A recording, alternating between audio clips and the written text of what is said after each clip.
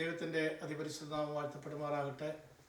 ഇന്ന് ഇങ്ങനെ പാസ്റ്ററുമായിട്ട് ഒരു അഭിമുഖം നേരത്തെ ഒന്നും ഉദ്ദേശിച്ചതല്ല, എന്നാൽ ഇതൊരു ദൈവഹിതമാണെന്ന് വിചാരിക്കുന്നു. ഞങ്ങളുടെ എല്ലാ കാര്യങ്ങളിലും കഴിഞ്ഞ വർഷങ്ങളിലൊക്കെ പ്രത്യേകിച്ച് 2024 സംഭവബഹുലമായ ഒരു വർഷം എല്ലാവരെയും വിട്ട് കടന്നുപോയി.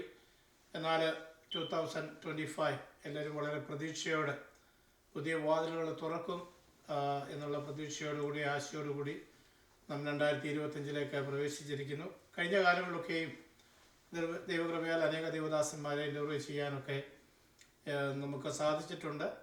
നമ്മൾ ഈ ദൈവദാസന്മാരൊക്കെ സ്റ്റേജിൽ നിന്ന് പ്രസംഗിക്കുമ്പോൾ നമ്മളൊക്കെ പറയാം നല്ല പ്രസംഗമായിരുന്നു, സാക്ഷ്യമായിരുന്നു. എന്നാൽ ഇവരൊക്കെ കടന്നു വന്ന ആ കൽപ്പടവുകൾ, ആ കഴിഞ്ഞ കാലങ്ങളിൽ അവർ ഇവിടെ വരെ എത്തുവാൻ അനുഭവിച്ച യാതനകൾ, കഷ്ടപ്പാടുകൾ, അതൊക്കെയും ഈ പ്രസംഗത്തിൻ്റെ ഇടയിലൊന്നും ഇവർക്ക് പറയാൻ സമയം കണ്ടെത്തില്ല.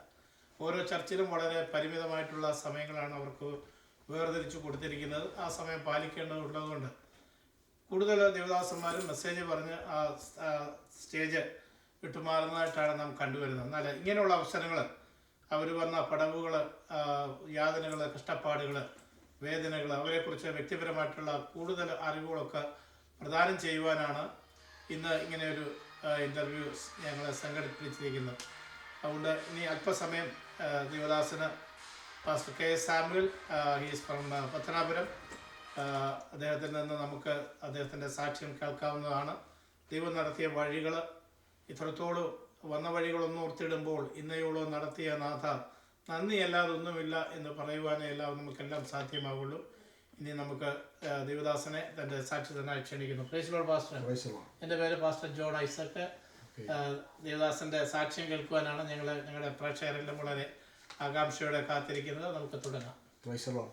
വളരെ മനോഹരമായ നല്ല പകൽ ഇങ്ങനെ ഒരു സംവിധാനം യാദൃച്ഛികമായി കണ്ടുമുട്ടുന്നതിൽ എനിക്ക് ഒത്തിരി സന്തോഷമുണ്ട്. നേരത്തെ പ്രീ പ്ലാൻ പരിപാടി അല്ലത്, യാദൃച്ഛികമായി ദൈവത്തിൻ്റെ പദ്ധതി, അതിനകത്ത് ദൈവത്തിൻ്റെ നിയോഗം ഉണ്ട് എന്നുള്ളതിന് സംശയമില്ലാത്ത കാര്യമാണ്. പാസ്റ്റർ ഐസക് ജോൺ വളരെ ഉത്സാഹത്തോടെ, ഉന്മേഷത്തോടെ ഈ അമേരിക്കൻ രാജ്യങ്ങളിൽ കർത്താവിൻ്റെ നാമത്തിലും കർത്താവിൻ്റെ മഹത്വത്തിനും വേണ്ടി വളരെ ഉത്സാഹിക്കുന്നു, അധ്വാനിക്കുന്നു. ആത്മാവിൽ ആരാധിക്കാനും ജനത്തെ ഉത്സാഹിപ്പിക്കാനും ഒക്കെ വളരെ മനസ്സ് കാണിക്കുന്ന ദൈവത്തിൻ്റെ ദാസൻ. അപ്പോൾ തന്നെ ദൈവത്തിൻ്റെ ദാസന്മാർ മറ്റേതര അത്യാവശ്യം മുൻപിൽ നിൽക്കുന്നവരുടെയൊക്കെ സാക്ഷ്യങ്ങൾ ഒന്ന് അടർത്തിയെടുക്കുക, ഒപ്പിയെടുക്കുക എന്നൊക്കെ പറയുന്ന ഈ കാലഘട്ടത്തിൻ്റെ അടിയന്തര ആവശ്യം തിരിച്ചറിഞ്ഞ് അദ്ദേഹം ചെയ്യുന്ന ഈ വളരെ മനോഹരമായ ഉദ്യമത്തെ കർത്താവ് ആദരിക്കട്ടെ. ഇങ്ങനെ ഈ ഹൂസ്റ്റലിൽ വെച്ച് ഒരു അവസരം ലഭ്യമാകുന്നതിൽ ഞാനും സന്തോഷിക്കുന്നു. കർത്താവ് ദാസനോട് ചേർന്നായിരിക്കുന്നത് ഞാൻ ദൈവത്തിന് മഹത്വം അർപ്പിക്കുന്നു. എൻ്റെ പേര് കെ സാമുവൽ. എൻ്റെ വീട് നാട്ടിൽ പത്തനാപുരം എന്ന് പറയുന്ന സ്ഥലത്താണ്. ഞാൻ അസംബ്ലീസ് ഓഫ് ഗോഡ് ഒരു ഓർഡർ ശുശ്രൂഷകനും ഇപ്പോൾ തിരുവല്ലയിലെ കുറ്റപ്പുഴ അസംബ്ലീസ് ഓഫ് ഗോഡ് എന്ന് പറയുന്ന ബദേൽ അസംബ്ലീസ് ഓഫ് ഗോഡ് കുറ്റപ്പുഴ അവിടെ പാസ്റ്റായിട്ട് സേവനം അനുഷ്ഠിക്കുന്നു. കർത്താവിൻ്റെ കൃപയിൽ മുതിർന്ന് മുന്നോട്ട് പോകുന്നു. എൻ്റെ ഒരു സാക്ഷ്യം പറയാനാണ് ദൈവത്തിൻ്റെ ദാസൻ ഇപ്പോൾ ആവശ്യപ്പെടുന്നത്. നിശ്ചയമായും ഒരു സാക്ഷ്യം മറ്റൊരു സാക്ഷിയെ ഉളവാക്കട്ടെ.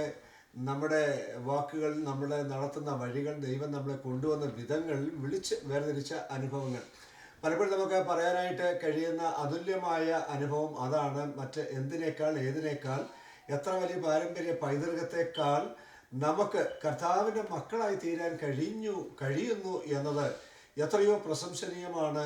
എത്രയോ നമുക്ക് അകത്തളത്തിൽ ആവേശവും അനുഗ്രഹവും സന്തോഷവും പകരുന്നതാണ് എന്ന് തിരിച്ചറിയാനായിട്ട് കഴിയും. പത്തനാപുരത്ത് ഒരു ഓർത്തഡോക്സ് യാഥാസ്ഥിക കുടുംബത്തിൽ ജനിച്ചു വളർന്നു. പത്തനാപുരം ടൗണിനടുത്ത് അഴകത്തെന്ന് പറയുന്ന ഭവനത്തിൽ പേരൻസിൻ്റെ, ഓർത്തഡോക്സ് ആയിരുന്ന പേരൻസിൻ്റെ മകനായിട്ട് ജനിച്ചു വളരുവാനായിട്ട് കർത്താവ് സഹായിച്ചു. അന്നത്തെ കാലഘട്ടം ഒരു ഇത്തിരി മുന്നോട്ട് പോയാൽ ഇഷ്ടം പോലെ യഥേഷ്ടം അടിച്ചു പൊളിച്ച് പോകാവുന്ന ഒരു സംവിധാനം, എല്ലാ വിധത്തിലുള്ള സ്വാതന്ത്ര്യം ഉള്ള ഒരു വീട്. അപ്പോൾ തന്നെ അന്നത്തെ സെറ്റപ്പുകൾ, മുന്നോട്ടുള്ള ഗമനാഗമനങ്ങൾ, കാലഘട്ടം ഇത്രയും വലിയ വ്യാപ്തിയിലേക്ക് വളർന്നിട്ടില്ല എന്നത് അന്ന് സത്യമാണെങ്കിലും അന്ന് യഥേഷ്ടം മുന്നോട്ട് പോകാനുള്ള എല്ലാ സാഹചര്യങ്ങളും ലഭ്യമായി മുന്നോട്ട് അതിൻ്റെ തലത്തിൽ വളരെ കൃത്യമായി പോകാൻ കഴിഞ്ഞ ഒരു കാലഘട്ടം ഞാൻ ഓർക്കുന്നു. അങ്ങനെ വളരെ ശക്തമായ ഒരു ഓർത്തഡോക്സ് പശ്ചാത്തലത്തിൽ നിന്നും ഇങ്ങനെ ആൾക്കാർ അധികം ഇഷ്ടപ്പെടാത്ത ഇങ്ങനെ ഒരു പെന്തിക്കോസ്ത് വിശ്വാസത്തിലേക്ക് വരാനുള്ള കാരണം എന്താണ്? ഞാൻ ആ കാരണം ഒന്ന് പറഞ്ഞ് മുന്നോട്ട് വരുന്നത്, ഓക്കെ, നിശ്ചയമായും ഞാൻ പറഞ്ഞല്ലോ ഒരു യാക്കോബായ പശ്ചാത്തലത്തിൽ എങ്കിലും പള്ളിയിൽ പോകുകയോ പള്ളിയുമായിട്ടുള്ള ഇടപാടുകളോ ആ ഒരു ഇതൊന്നുമില്ല. എന്നാൽ പള്ളിയിൽ എന്തെങ്കിലും അത്യാവശ്യം ഉണ്ടെങ്കിൽ പള്ളിയുടെ ഏറ്റവും ഫ്രണ്ടിൽ കാണും.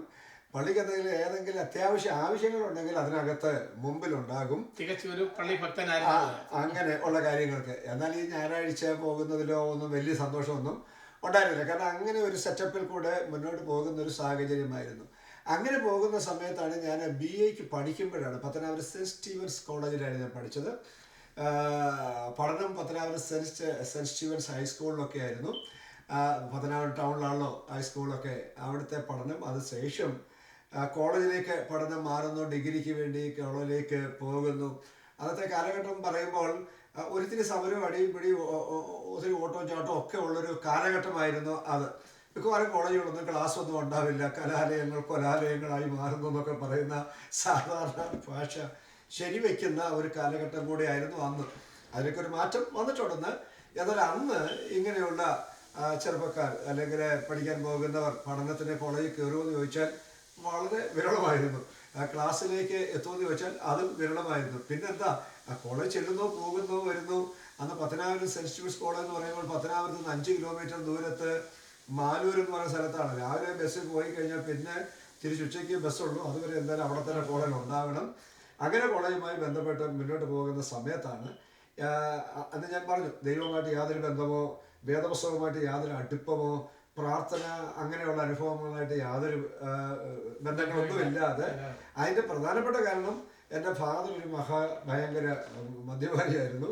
എൻ്റെ അമ്മ വളരെ സ്നേഹിക്കുന്ന ഒരു അമ്മയായിരുന്നു. എന്ത് വെള്ളം തരും, എല്ലാം മക്കൾ, ഞങ്ങൾ 5-6 ആൺപിള്ളേരൊക്കെയാണ്. അപ്പോൾ ഞങ്ങൾക്ക് എന്നാ വേണം അതൊക്കെ തന്ന് ഞങ്ങളെ പോറ്റുന്നു. അമ്മാശന്മാർ, അടുത്തുള്ള മറ്റ് ബന്ധുക്കൾ എല്ലാവരും ഒരു മദ്യത്തിൻ്റെ ഏതാണ്ട് ഭയങ്കര ആസക്തിയിൽ മുന്നോട്ട് പോകുന്ന ഒരു ഘട്ടമായിരുന്നു. അതുകൊണ്ട് തന്നെ പഠനത്തെ പറ്റിയോ പഠനത്തിൻ്റെ ആവശ്യകതയെ പറ്റിയോ ഒന്നും വലിയ കാര്യമായിട്ട് അറിയില്ലായിരുന്നു. പിന്നെ എല്ലാത്തിനും പോകുന്നു, മുന്നോട്ട് പോകുന്നു, പിന്നെ പഠിക്കുന്നുള്ളതുകൊണ്ട് എവിടെയെങ്കിലുമൊക്കെ ജയിച്ചു പോകാനുള്ള സാധ്യതയുണ്ട്, തോക്കാറില്ല എന്നതാണ്.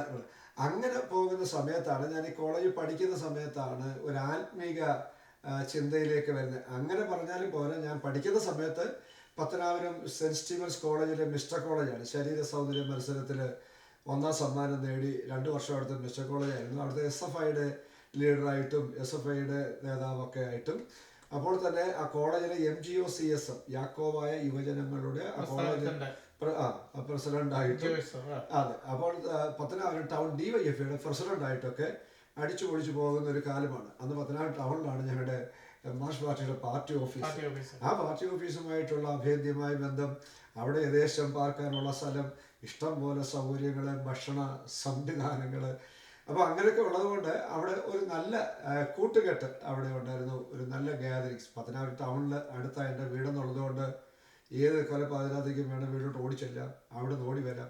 ആ ഒരു സെറ്റപ്പ് ഉള്ളതുകൊണ്ട് തന്നെ മറ്റൊന്നും തിരിഞ്ഞു നോക്കേണ്ട സംഭവം വന്നില്ല. അതുപോലെ വീട്ടിൽ ഒത്തിരി വിലക്കുകൾ ഇല്ല എന്നത് മറ്റൊരു കാരണമാണ്. വീട്ടിൽ ചെന്നോ ഇല്ലയോ, അവിടെ വന്നോ, ഇന്ന് കോളേജിൽ പോയോ, പഠിച്ചോ, അങ്ങനെയുള്ള യാതൊരു ഇതുമില്ല. പൂർണ്ണ സ്വാതന്ത്ര്യം 1947 പ്രഖ്യാപിച്ചെന്ന് പറഞ്ഞാൽ ഭയങ്കര സ്വാതന്ത്ര്യം അതിന്റെ അങ്ങേ അറ്റം വരെ ആസ്വദിച്ച് മുന്നോട്ട് പോകുന്ന സമയം. അന്നേരം ഞാൻ പ്രധാനമായിട്ട് ഇങ്ങനൊരു മാറ്റത്തിലേക്ക്, ജീവിക്കുന്ന ഒരു ദൈവം എന്നൊക്കെ പറയുന്ന ഒരു സംവിധാനത്തിലേക്ക് വരാനൊരു പ്രധാന കാരണം ആ ടൈമിലാണ് എൻ്റെ ഒരു അമ്മാച്ചൻ്റെ വൈഫിന് ഭയങ്കര കഠിനമായ ക്യാൻസർ രോഗം ബാധിക്കുന്നു. 3ാം സ്റ്റേജ് 4ാം സ്റ്റേജ് എല്ലാം കഴിയുന്നു. ഏതാണ്ട് ജീവിതം അസ്തമിച്ച്, അന്നൊരു 35-40 കൊല്ലം മുമ്പുള്ള കാര്യം ഞാൻ പറയുന്നത്. അന്ന് ക്യാൻസർ ഉണ്ടെങ്കിലും ഇത്ര വ്യാപകമൊന്നുമില്ല. ക്യാൻസർ ആൾക്കാർക്ക് ഭയമാണ്, അയ്യോ വന്നാൽ ഭയങ്കര ഒരു അയ്യോ ഭാവം. അങ്ങനെ ക്യാൻസർ വന്ന് ചാകുന്നവരോട് ഭയങ്കര ഒരു സിമ്പതി. അപ്പോൾ അങ്ങനെയുള്ള കുടുംബത്തോട് അങ്ങനെയൊക്കെയുള്ള. അപ്പോൾ ഈ വലിയ ഒരു ദുർവിധി അല്ലെങ്കിൽ ഒരു ഭയങ്കര അത്യാഹിതം വീട്ടിൽ സംഭവിക്കാൻ പോകുന്നു അമ്മാച്ചൻ്റെ ഭാര്യയ്ക്ക്. അമ്മാച്ചനാണ് ഒരു ഭയങ്കര കൂടിയനും ആ നാട്ടിലെ അറിയപ്പെടുന്ന ഒരാളാണ്, അഴകത്ത് ജോർജ് എന്ന് പറയുന്നത്. അപ്പോൾ അദ്ദേഹത്തിൻ്റെ ഭാര്യ എനിവേ അന്ന് എനിക്ക് തോന്നുന്ന തിരുവനന്തപുരത്ത് ക്യാൻസർ സെൻ്ററിലാണ് ട്രീറ്റ്മെൻറ്റ് നടക്കുന്നത്. അവിടുത്തെ ഒരു ഫേമസ് ഡോക്ടർ, വത്സലൻ ഡോക്ടർ എന്ന് പറയുന്ന ഡോക്ടർ, ഇപ്പോൾ ഞാൻ പേര് മറന്നിട്ടില്ല, അദ്ദേഹം പറഞ്ഞു ഇനി വീട്ടിൽ കൊണ്ടുപോയിക്കോളൂ, ഇനി ഇവർ രക്ഷപ്പെടില്ല, ഇവരുടെ ഏതാണ്ട് അവസാനം ടാർഗറ്റ് മാക്സിമം അങ്ങോട്ട് പോയാൽ അവർ 7-8 ദിവസം അത്തിക്കുള്ളിൽ പോവില്ല. അപ്പോൾ നിങ്ങൾ വീട്ടിൽ കൊണ്ടിട്ടോളൂ, കാണേണ്ടവർ കാണുക, എന്തായാലും കഴിക്കാൻ പറ്റുന്നെങ്കിൽ കഴിക്കാൻ കൊടുക്കുക എന്നൊക്കെ പറഞ്ഞു. അപ്പോൾ കണ്ട ആളാന്ന് തോന്നത്തില്ല, വെറും ഒരു ഈർക്കിൽ പോലെ ഇരിക്കുന്ന ഒരാളെ മുടി മുഴുവൻ പൊഴിഞ്ഞു, സംസാരിക്കാൻ വേണ്ട പോലെ പറ്റുന്നില്ല, ഏതാണ്ട് അങ്ങേ അറ്റത്തെ സ്റ്റേജിൽ എനിവേ വീട്ടിൽ കൊണ്ടിട്ടേക്കുന്നുണ്ട്.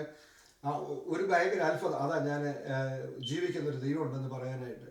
അപ്പോൾ പത്തനാപുരത്തെ അസംബ്ലി സംഘങ്ങളിലെ പാഷായിരിക്കുന്ന പാഷ പി വി മത്തായി പരേത്, ഇന്ന് അദ്ദേഹം മരിച്ചുപോയി. അദ്ദേഹത്തിൻ്റെ ഭാര്യ കുഞ്ഞമ്മ മത്തായി എന്ന് പറയുന്നൊരു ദേവദാസി പ്രാർത്ഥിച്ചുകൊണ്ടിരിക്കുമ്പോൾ ദൈവത്തിൻ്റെ ആത്മാവ് പറഞ്ഞു ഞങ്ങളുടെ അഴകത്ത് വീട്ടിലേക്ക് ചെല്ലാൻ. അപ്പോൾ അവർ പ്രാർത്ഥിച്ച് വേഗത്തിൽ ഞങ്ങളുടെ വീട്ടിലേക്ക് വരുന്നു. അല്ലെ തന്നെ വീട്ടിൽ വരുന്നതിനൊന്നും പേടിയുള്ള ഒരാളല്ല. അവരെ നാട്ടുകാർ വിളിക്കുന്നത് തന്നെ മനുഷ്യരെ പിടിക്കുന്നവരെന്ന്.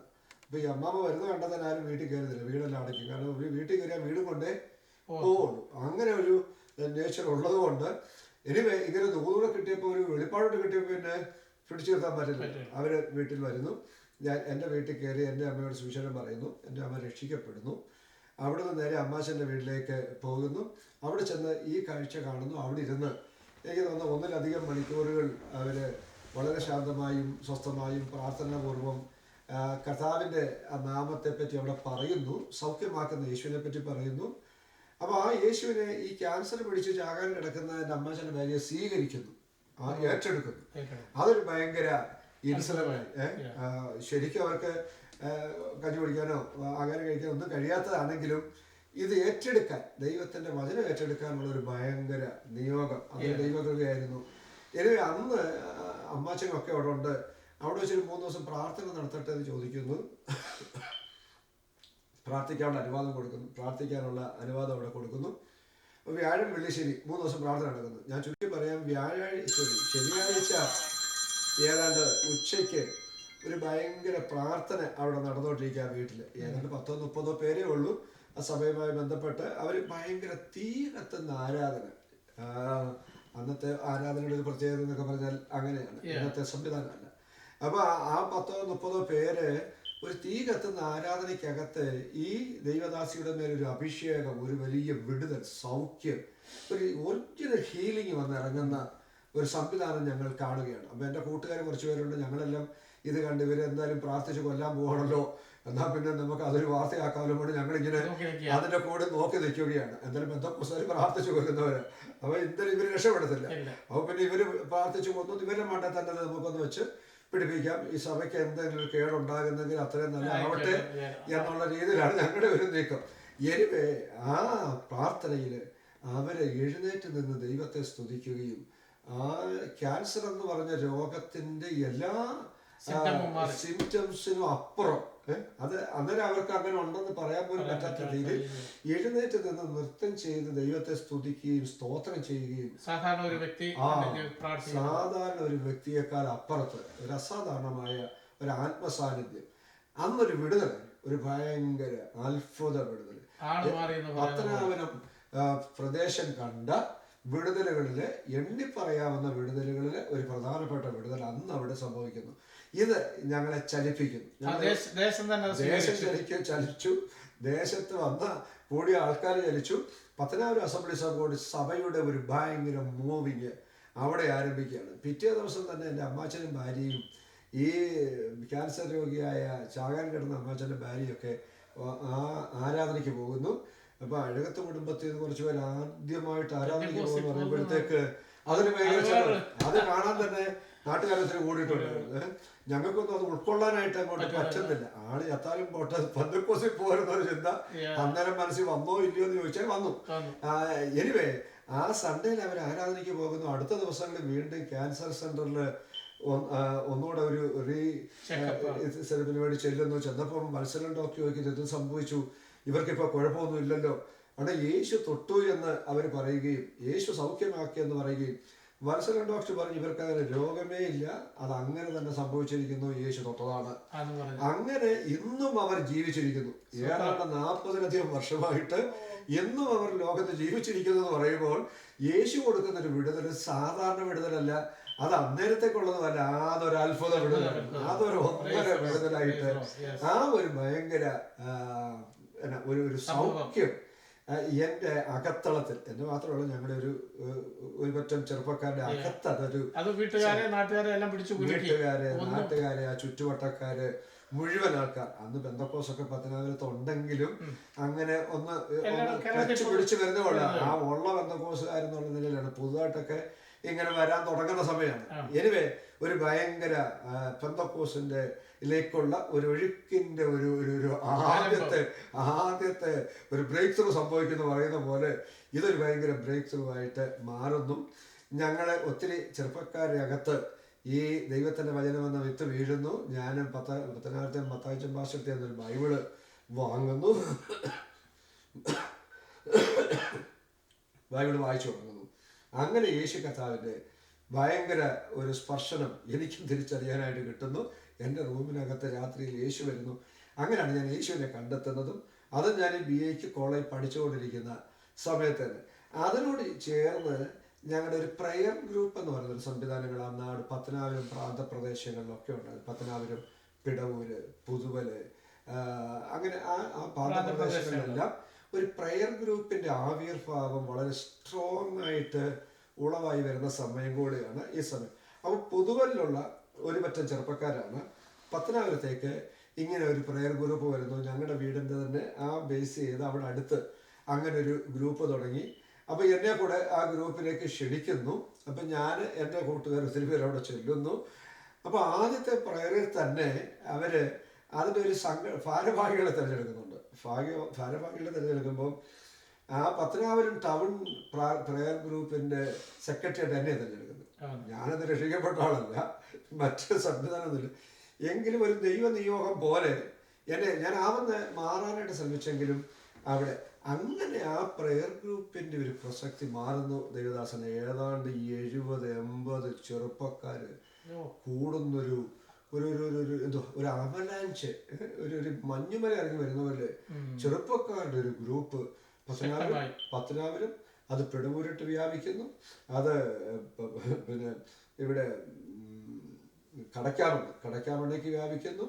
അപ്പോൾ തന്നെ പുതുവല്, ആ ഏരിയയിലെല്ലാം പത്തനാപുരം പ്രാന്തപ്രദേശങ്ങളിൽ ശക്തമായ ഒരു ചലനമായി മാറുന്നു. ഇച്ചിരി പ്രായമുള്ളവരോട് ഇതിനകത്തോട്ട് ജോയിൻ ചെയ്യുന്നു. അപ്പോഴത്തേക്ക് ഇതിന്റെ എണ്ണം അംഗസംഖ്യ മാറുക. പത്തനാപുരം ടൗൺ കേന്ദ്രമാക്കി കൺവെൻഷൻ വെക്കുന്നു. ആദ്യമായിട്ട് ഞാൻ ഇന്ന് ഓർക്കുന്നു, ഞാൻ അതിന്റെ ജനറൽ സെക്രട്ടറി ആയിട്ടിരിക്കുന്നു. പ്രസിഡന്റായിട്ട് മറ്റ് വേറെ 1-2 ദേവദാസന്മാർ. ഒരു ഭയങ്കര മൂവിങ് എല്ലാ പ്രയർ ഗ്രൂപ്പുകളിലും കൂടി പത്തനാപുരം പിന്നെ സെന്റ് സ്റ്റീവൻസ് കോളേജ് സ്കൂളിന്റെ ഗ്രൗണ്ടിൽ ഒരു വമ്പൻ യോഗം നടക്കുന്നു. ഒരു തിരുമേനിയാണ് ഉദ്ഘാടനം ചെയ്യുന്നത്, ഒരു എല്ലാവരും ചേർന്നുള്ള കൺവെൻഷൻ. അതിനകത്ത് ഒരു ദിവസം പ്രസംഗിക്കുന്ന പക്ഷെ PD ജോൺസൺ, പരേതനായ PD ജോൺസൺ. ഇന്നും പത്തനാപുരം മറക്കാൻ കഴിയാത്ത ഒരു ആത്മീക സംഗമമായിട്ട് അത് മാറുന്നു. പത്തനാപുരത്തിൽ ഇതപര്യന്തം കൂടിയിട്ടുള്ള ഏറ്റവും വമ്പൻ ജനക്കൂട്ടത്തിൽ ഒരു കൂട്ടമാണ് അന്ന് PD ജോൺസനാണ് പ്രധാന പ്രാസംഗികൻ. അപ്പോൾ തന്നെ അന്ന് കാലഘട്ടത്തിൽ ദൈവം ഉയർത്തിക്കൊണ്ടുവരുന്ന പിന്നെ KP യോഹന്നാൻ എന്ന് പറയുന്ന അദ്ദേഹം ഒരു ദിവസം പ്രസംഗിക്കാനുണ്ട്. അദ്ദേഹം അന്ന് റേഡിയോയിലൊക്കെ പ്രസംഗിച്ച് വരുന്നൊരു സമയമാണ്. അപ്പൊ ഫേമസ് ആയി നിൽക്കുന്ന ഒരു സമയം. അദ്ദേഹവും പത്തനാപുരത്ത് വന്ന് പ്രസംഗിക്കുന്നു. ആത്മീയ യാത്രയുടെ ആ രംഗപ്രവേശനവും അതിന്റെ തുടക്കവും അങ്ങനെ ജനം അറിയപ്പെടുന്ന ചായ കുടിക്കരുതെന്നൊക്കെ പറഞ്ഞ് രാവിലത്തെ ആത്മീക ദൂതും അത് ഭയങ്കര ഒരു ചലനമായി പത്തനാപുരത്ത് വന്നു. പത്തനാപുരത്ത് പിന്നെ നിരന്തരം ഭയങ്കര പൊതുയോഗങ്ങൾ, കൺവെൻഷൻസ് ഒക്കെ നടക്കുന്ന ഒരു സംവിധാനത്തിലേക്ക്. എൻ്റെ ഒരു ഓർമ്മ ശരിയാണെങ്കിൽ ഏതാണ്ട് 10-80 ചെറുപ്പക്കാർ ഈ ഗ്രൂപ്പിൽ വന്നവർ സ്നാനപ്പെട്ട് സഭകളോട് ചേർന്നു. അപ്പൊ ഏതാണ്ട് 80-ലധികം ഈ 4-5 ഗ്രൂപ്പുകളിലുള്ള ചെറുപ്പക്കാർ ഇന്നും ആ പിടവൂരൊക്കെ ശക്തമായ ആത്മീയ മുന്നേറ്റത്തിൽ നിൽക്കുന്ന കുറേ ഗ്രൂപ്പുകളുണ്ട്. അതൊക്കെ അന്ന് ഇങ്ങനെ മുമ്പോട്ട് വന്നവരാണ്. പത്തനാപുരത്ത് പാതിരിക്കൽ, കടക്കാമണ്ണ ആ പ്രദേശങ്ങളെ നെടുമ്പറമ്പ് കേന്ദ്രീകരിച്ചൊരു ഭയങ്കര മുന്നേറ്റം നടന്നു. അതൊക്കെ ഏറ്റവും പ്രധാനമായിട്ട് മുമ്പിൽ വന്ന ആളാണ് ഞങ്ങളൊക്കെ. ഞാൻ പറഞ്ഞൊരു ഭയങ്കര മൂവിങ് ഉണ്ടാകുന്നു. ദൈവത്തിൻ്റെ വചനത്തിൻ്റെ പ്രസക്തി വളരെ ശക്തമാകുന്നു. വചന പഠനത്തിന് വേണ്ടിയുള്ള ക്ലാസ്സുകൾ ക്രമീകരിക്കുന്നു. അന്ന് ഭയങ്കര ശക്തന്മാരായ ആൾക്കാർ പത്തനാപുരം പ്രാന്തപ്രദേശങ്ങളുണ്ടാകുന്ന, അതായത് TG ഉമ്മച്ചനപ്പച്ചൻ ഒക്കെ ശക്തമായി നിൽക്കുന്ന ഒരു കാലം പോലെ. ശക്തമായെന്ന് പറയുമ്പം പ്രായമാണ് എങ്കിലും അവരൊക്കെ വളരെ ശക്തമായ മീറ്റിങ്ങുകൾ IPCയുടെ അവിടെ വെക്കുന്നു. പക്ഷെ PD ജോൺസൺ വന്ന് പത്തനാപുരത്ത് പല യോഗങ്ങൾ നടത്തുന്നു. അസംബ്ലീസ് ഓഫ് ഗോഡ് സഭയുടെ ഒരു ആവിർഭാവം അവിടെ ശക്തമാകുന്നു. അതിൻ്റെ നിലയിലുള്ള ഒരുപാട് മീറ്റിങ്ങുകൾ നടക്കുന്നു. അങ്ങനെ ഒരു വലിയ മുന്നേറ്റം അവിടെ നടക്കുന്നു. എനിക്ക് ഞാൻ പറഞ്ഞു വന്നത്, ആ BA പഠിക്കുന്ന സമയത്ത് തന്നെ എനിക്ക് യേശു കർത്താവിനെ സ്വന്തരക്ഷിതമായി സ്വീകരിപ്പാനും യേശുവിൻ്റെ മകനായി മാറാനും കഴിയുന്നു. കോളേജ് പഠിക്കുന്ന സമയത്ത് തന്നെ സ്നാനപ്പെടാനുള്ള ഒരു ഭയങ്കര ഒരു നിയോഗം ദൈവം നൽകി. പത്തനാപുരത്ത് കല്ലുംകടവ് തോടെന്ന് പറയുന്ന ഒരു തോടുണ്ട്. ആ തോട്ടിൽ അന്ന് സ്നാനപ്പെടാൻ കഴിഞ്ഞതും ഞാൻ ഓർക്കുന്നുണ്ട്. അപ്പോൾ തന്നെ പഠിക്കുന്ന കോളേജിൽ ഒരു പ്രയർ യൂണിറ്റ് തുടങ്ങുന്നു. ആ യൂണിറ്റ് അവിടെ ഒരു സജീവമാകുന്നു. കോളേജിൻ്റെ ചുറ്റുവട്ടത്ത് 1-2 പ്രയർ ഗ്രൂപ്പുകൾ സ്ഥാപിക്കുന്നു.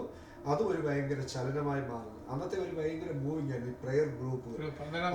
ആ പ്രയർ ഗ്രൂപ്പുകൾ സ്വാഭാവികമായിട്ട് ഈ രാഷ്ട്രീയ പ്രസ്ഥാനത്തിനൊക്കെ നമ്മൾ ഇവിടെ പറഞ്ഞു കാണുന്നു.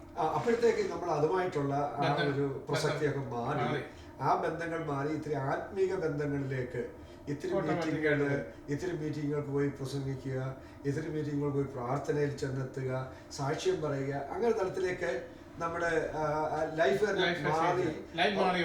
ലൈൻ ഓൾറെഡി മാറുക. മറ്റേ ഭാഗത്തു നിന്ന് എല്ലാത്തിലും ഒരു മാറ്റം ഓട്ടോമാറ്റിക്കായിട്ട് വരുന്നു. ഈ ഭാഗത്ത് സ്ട്രോങ് ആകുന്നു. അങ്ങനെ എൻ്റെ അമ്മയൊക്കെ രക്ഷിക്കപ്പെട്ട് സ്നാനപ്പെട്ട് ശക്തമായിട്ട് മുന്നോട്ട് വരുന്നു. ഞാൻ പറയില്ലേ, അമ്മാച്ചനും ഭാര്യയും ഒക്കെ ശക്തമായിട്ട് മുന്നോട്ട് വരുന്നു. പത്തനാപുരം സഭയുടെ ഒരു വലിയ ആവിർഭാവം ശക്തമായി മുന്നോട്ട് പോകുന്നു. ഞാൻ ആ ചർച്ചിൽ ആദ്യമായിട്ട് ചെല്ലുന്നത് ഒരു CAയുടെ മീറ്റിംഗ്, യൂത്ത് മീറ്റിങ്ങിനാണ്. ആദ്യമായിട്ട് ചെല്ലുന്ന യൂത്ത് മീറ്റിംഗിൽ തന്നെ എന്നെ സെക്രട്ടറി ആക്കുന്നുണ്ട്. അപ്പോൾ അവിടുത്തെ പ്രസിഡന്റ് സെക്രട്ടറി ആയിട്ടിരുന്ന ആള് അവിടുന്ന് അമേരിക്കയിലേക്ക് പോവാണ്. ചാൾസ് എന്നാണ് അദ്ദേഹത്തിൻ്റെ പേര്. അപ്പോൾ പിന്നെ അടുത്തൊരാൾ ആരാണെന്നൊരു ചോദ്യം അവിടെ വരുന്നു. അസംബ്ലീസ് ഓഫ് ഗോഡ് നിയമം അനുസരിച്ച് രക്ഷിക്കപ്പെട്ട് സ്നാനപ്പെട്ട ഒരാളിനെ മാത്രമേ അങ്ങനെ ആക്കുകയുള്ളൂ. പക്ഷേങ്കിൽ അന്നത്തെ ആ കൂട്ടത്തിനകത്ത് എന്നാൽ നമുക്കൊരു പേര് എഴുതിയിട്ട് ആരുടെ പേര് വരും അവരെ എടുക്കാം. സാധാരണ പേര് പറഞ്ഞെടുക്കുകയാണ്. ഇത് ആദ്യമായിട്ട് നോമിനേഷൻ ബാലറ്റിൽ കൂടെ ഒരു ഇലക്ഷൻ അവിടെ നടക്കുന്നു. എന്തിനു പറയുന്നത് എൻ്റെ പേരാണ് ഏറ്റവും കൂടുതൽ വോട്ട് വന്നത്. അന്ന് ഞാൻ ആദ്യമായിട്ട് ചെല്ലുന്നതാണ്. പക്ഷെ അവിടെ എല്ലാവർക്കും എന്നെ അറിയാവുന്നതാണ്. പിന്നെ വേറെ നിയോഗം അവർക്കുണ്ടായിരുന്നു, ഇദ്ദേഹം ഇതിനകത്ത് വരണം എന്നുള്ള ഒരു മനസ്സുണ്ടായിരുന്നു. എന്തായാലും എൻ്റെ പേര് മുമ്പിൽ വന്നു. ഞാൻ ആവുന്ന മാറാൻ ശ്രമിച്ചിട്ടും പറ്റിയില്ല എന്നുള്ളത്. അങ്ങനെ ഞാൻ ആദ്യത്തെ യാത്രയിൽ തന്നെ ആദ്യത്തെ CA മീറ്റിംഗ്, അതിനാണ് ആദ്യമായിട്ട് പത്തനാപുരം സഭയിൽ പോകുന്ന ആദ്യത്തെ ഒരു മീറ്റിംഗ്. അവിടെ ഞാൻ സെക്രട്ടറി ആയിട്ട് മാറുന്നു. ആ സെക്രട്ടറി ആയിട്ട് ഞാൻ ചാർജ് എടുക്കുന്നതിനായിട്ട് 10-35 പേരാണ് അവിടുത്തെ CAയുടെ 10-40 പേര് താഴെയുള്ള CAയുടെ അംഗങ്ങളാണ്. പക്ഷെ വളരെ വേഗത്തിൽ അത് വ്യാപിക്കുന്നു. അങ്ങനെ വളരെ ശക്തമായിട്ട് മുന്നോട്ട് വരുന്നു. CAയുടെ മീറ്റിങ്ങിൻ്റെ വളർച്ച ഒരു അത്ഭുതകരമായ ഒരു വളർച്ചയായിരുന്നു.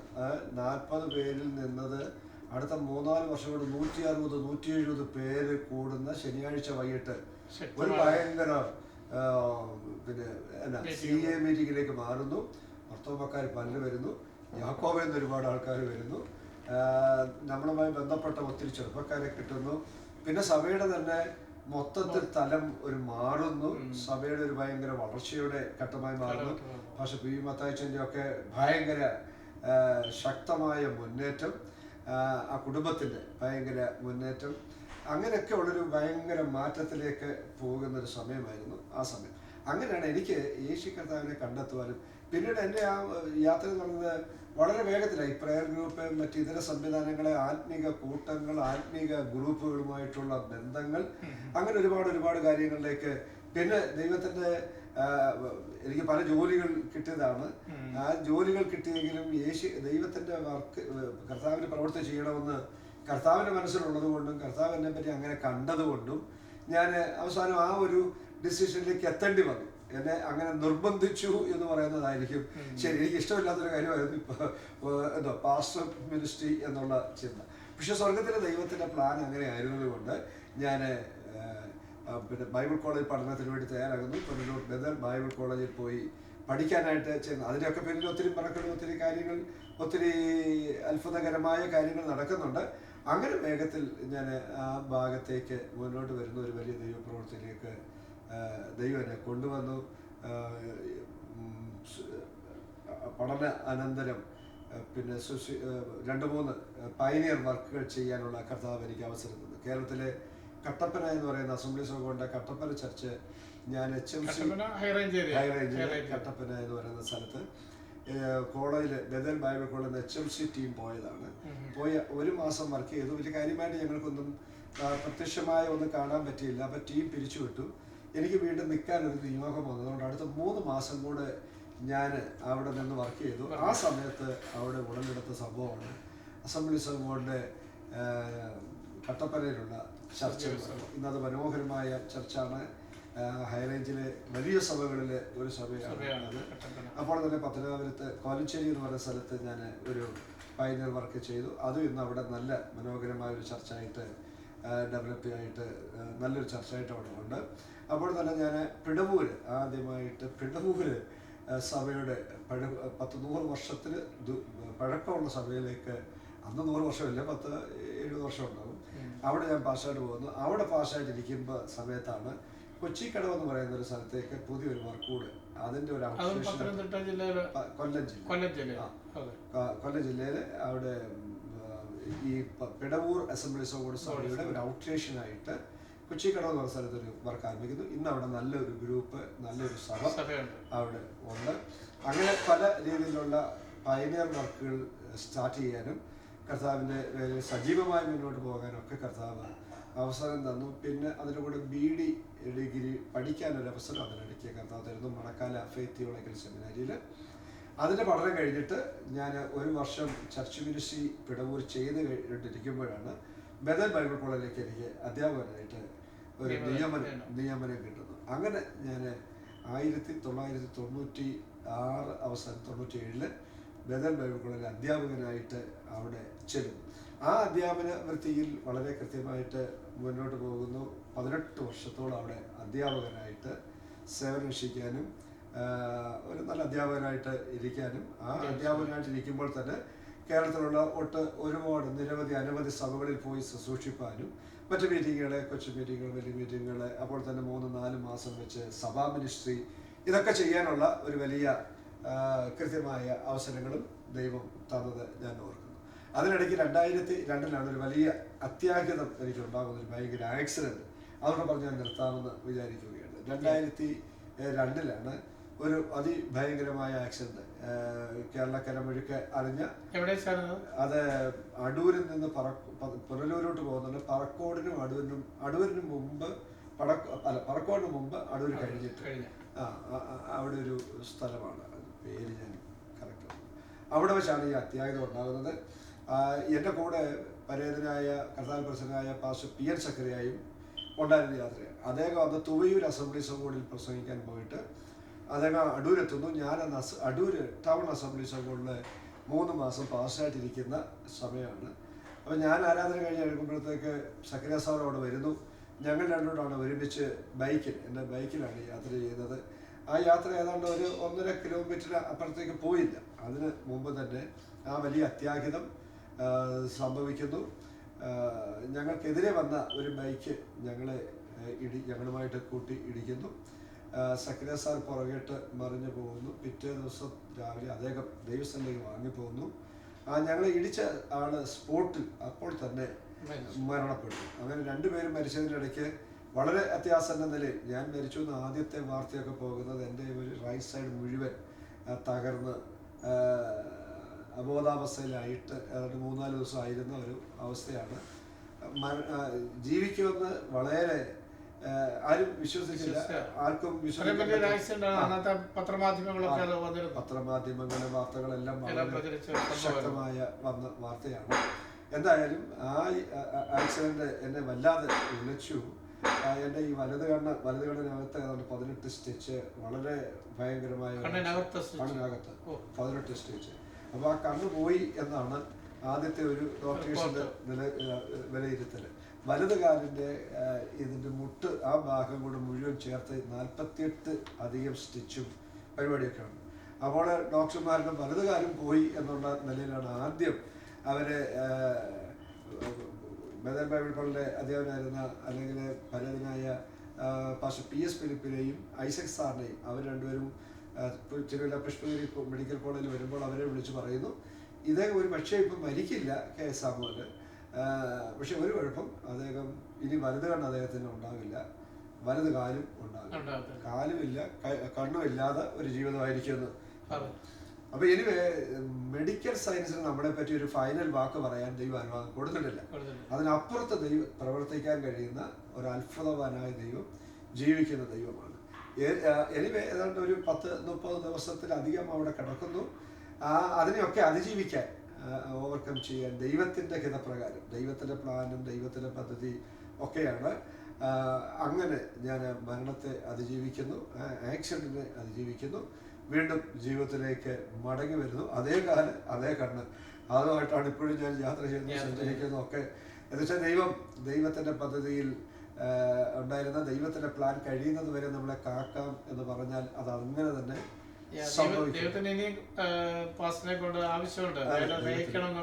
ദൈവത്തിന്റെ പ്ലാനും പദ്ധതിയും ഉള്ളതുകൊണ്ട് അങ്ങനെ മുന്നോട്ട് പോകുന്നു.